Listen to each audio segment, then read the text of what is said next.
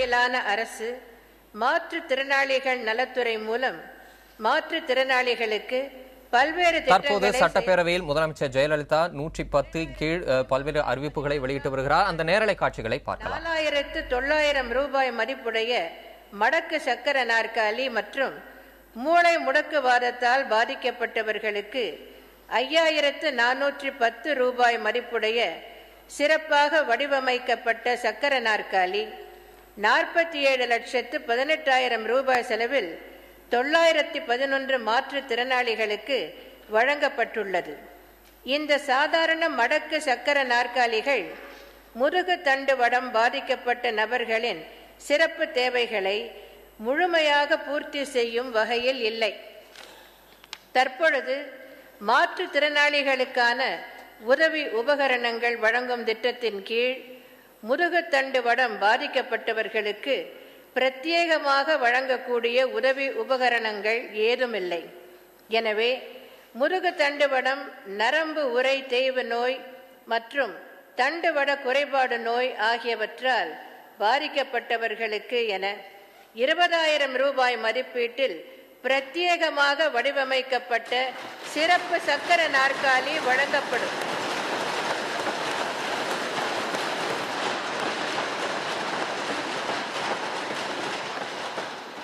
முதற்கட்டமாக ஒரு மாவட்டத்திற்கு 30 எண்ணிக்கையில் மொத்தம் தமிழ்நாட்டில் 960 நபர்களுக்கு 1,92,00,000 ரூபாய் செலவில் இவை வழங்கப்படும் என்பதை மகிழ்ச்சியுடன் தெரிவித்துக் கொள்கிறேன்.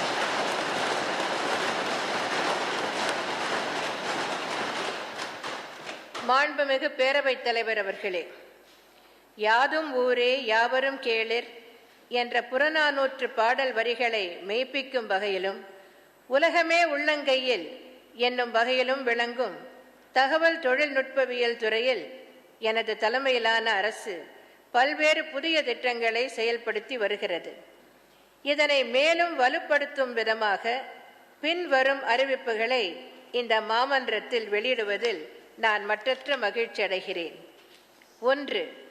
அனைத்து மாநிலங்களிலும் உள்ள கிராம ஊராட்சிகளை ஆப்டிக்கல் ஃபைபர் மூலமாக இணைத்து அரசின் சேவைகளை இணையம் மூலமாக பொதுமக்கள் பெற்று பயன்பெறும் வகையில் பாரத் நெட் என்ற திட்டத்தை மத்திய அரசு அறிவித்துள்ளது. இத்திட்டம் தமிழகத்தில் தமிழ்நாடு அரசின் மூலமாகத்தான் செயல்படுத்தப்பட வேண்டும் என நான் வலியுறுத்தியதன் அடிப்படையில் மத்திய அரசு இத்திட்டத்தினை தமிழகத்தில் தமிழ்நாடு அரசே செயல்படுத்திட ஒப்புதல் அளித்துள்ளது.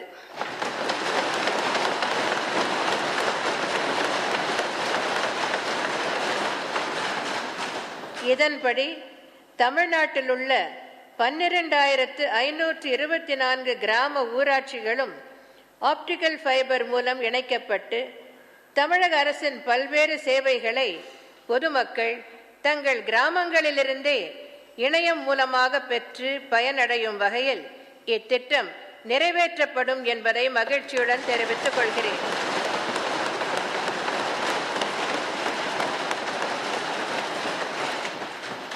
இத்திட்டத்தினை 3,000 கோடி ரூபாய் செலவில் மத்திய அரசின் பங்களிப்புடன் தமிழக அரசே செயல்படுத்தும்.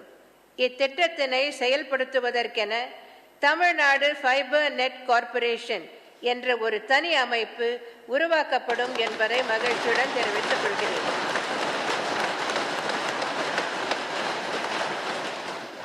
2. தமிழ்நாடு சட்டமன்ற பேரவை விதி 110 கீழ் 11/8/2014 அன்று தமிழ்நாடு அரசு கேபிள் டிவி நிறுவனம் மூலமாக அதிவேக அகண்ட அலைவரிசை சேவைகள் மற்றும் இதர இணையதள சேவைகள் வழங்கப்படும் என நான் வெளியிட்ட அறிக்கையின் அடிப்படையில் தமிழ்நாடு அரசு கேபிள் டிவி நிறுவனம் மத்திய தொலைத்தொடர்பு அமைச்சகத்திடமிருந்து தமிழ்நாடு முழுவதும் அகண்ட அலைவரிசை சேவைகள் மற்றும் இதர இணையதள சேவைகள் ஆகியவற்றை வழங்குவதற்கான உரிமத்தினை ஐஎஸ்பி லைசன்ஸ் பெற்றுள்ளது.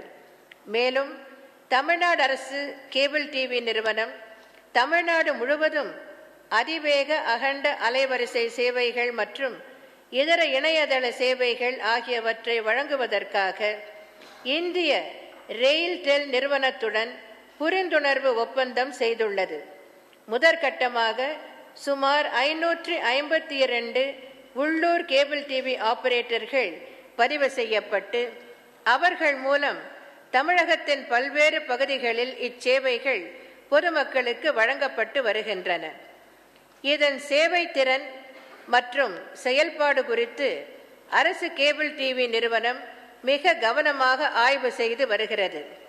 பாரத் நெட் மூலம் அனைத்து கிராம ஊராட்சிகளும் இணைக்கப்பட உள்ளதால் தமிழ்நாடு அரசு கேபிள் டிவி நிறுவனம் ஏற்கனவே பெற்றுள்ள இன்டர்நெட் சர்வீஸ் புரோவைடர் உரிமத்தினை பயன்படுத்தி இல்லந்தோறும் இணையம் என்ற கொள்கையின் அடிப்படையில் அனைத்து இல்லங்களுக்கும் குறைந்த செலவில் தரமான இணைய இணைப்புகளை வழங்கிடும்.